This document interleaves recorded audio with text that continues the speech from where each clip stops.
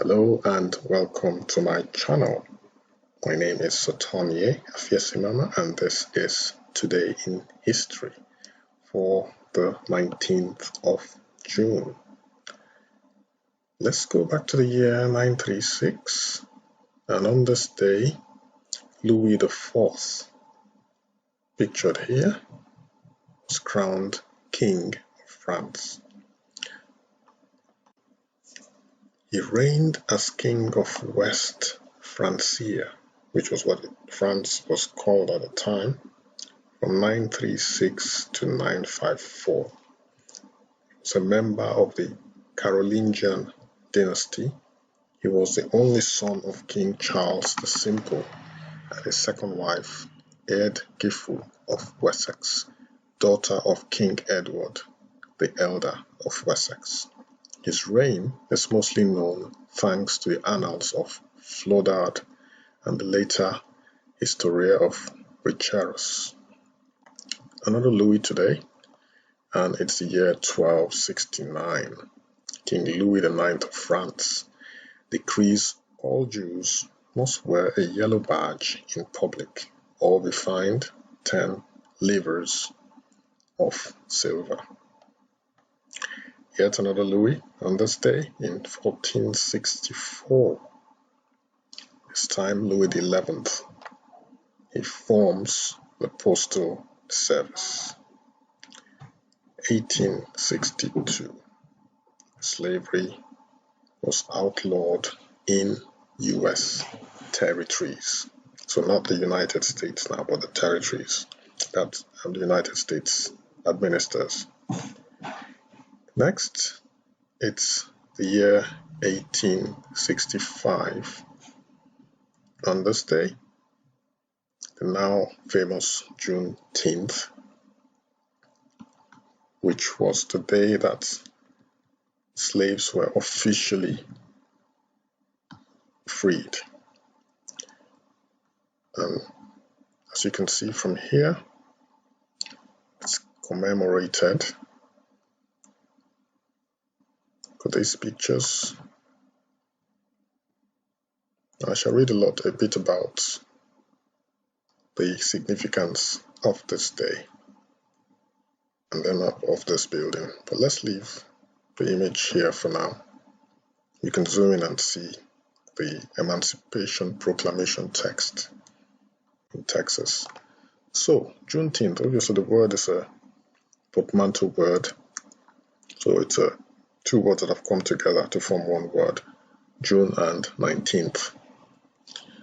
It is an unofficial American holiday and an official Texas state holiday, hence the plaque there. It's celebrated annually on the 19th of June in the United States to commemorate Union Army General Gordon Granger announcing federal orders in the city of Galveston, Texas, on this day in 1965, proclaiming that all slaves in Texas were now free. Juneteenth is recognized as a state holiday or special day of observance in 49 of the 50 US states. So, this building is called Ashton Villa, where the proclamation was made in Galveston on this day in 1865. Then we go to the year 1917.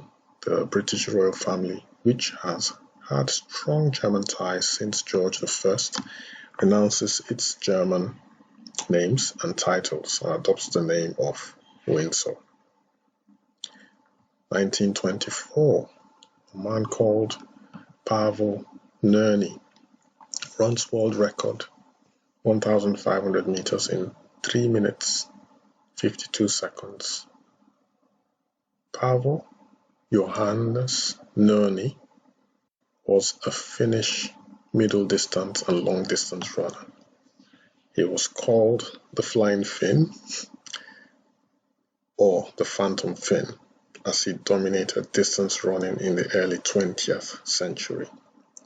Nerny set 22 official world records at distances between 1,500 meters and 20 kilometers and won 9 gold and 3 silver medals in his 12 events in the Olympic Games.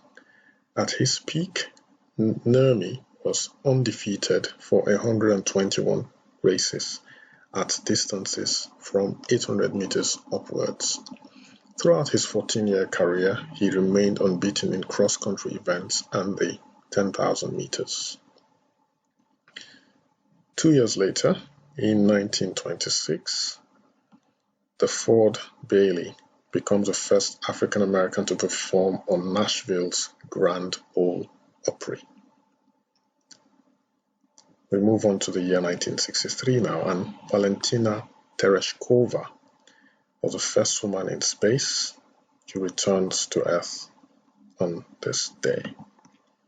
1968, 5 years later, 50,000 participate in Solidarity Day March of Poor People's Campaign. 1978, on this day, this character Garfield appears for the first time as a comic strip. It was created by Jim Davis.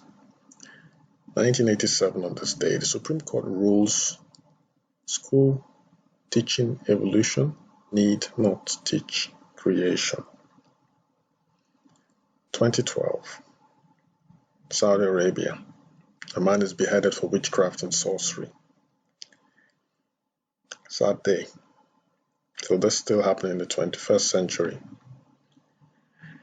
2019, on this day, this lady, her name's Joy Harjo, spelled Harjo, possibly pronounced Harjo, is named the first Native American U.S. poet laureate by the Library of Congress. So that's joy for you. It's good to recognize Native Americans and their contribution towards American society. Last but not least, we go to this beautiful lady, Alicia Keys. This is hot off the press for today, Juneteenth, June 19th, 2020. She releases emotional ballad titled Perfect Way to Die to celebrate Juneteenth. She writes from the perspective of a mother who has lost her son to police brutality and comes weeks after the death of African-American man George Floyd, which ignited protests around the world against police violence. According to her, and I quote, "Of course, there is no perfect way to die," the 39-year-old continued. That phrase doesn't even make sense. Just like it doesn't make sense that there are so many innocent lives that should not have been taken from us due to the destructive culture of police violence. And on that sad but optimistic note, hoping that things would change, we end today's Today in History. Thank you for watching. Don't forget to like this video by giving me a thumbs up, and do not forget to subscribe and click the notification bell so that you get updates of my video uploads. Thanks again. Stay safe, guys. Have a fantastic day. Bye-bye.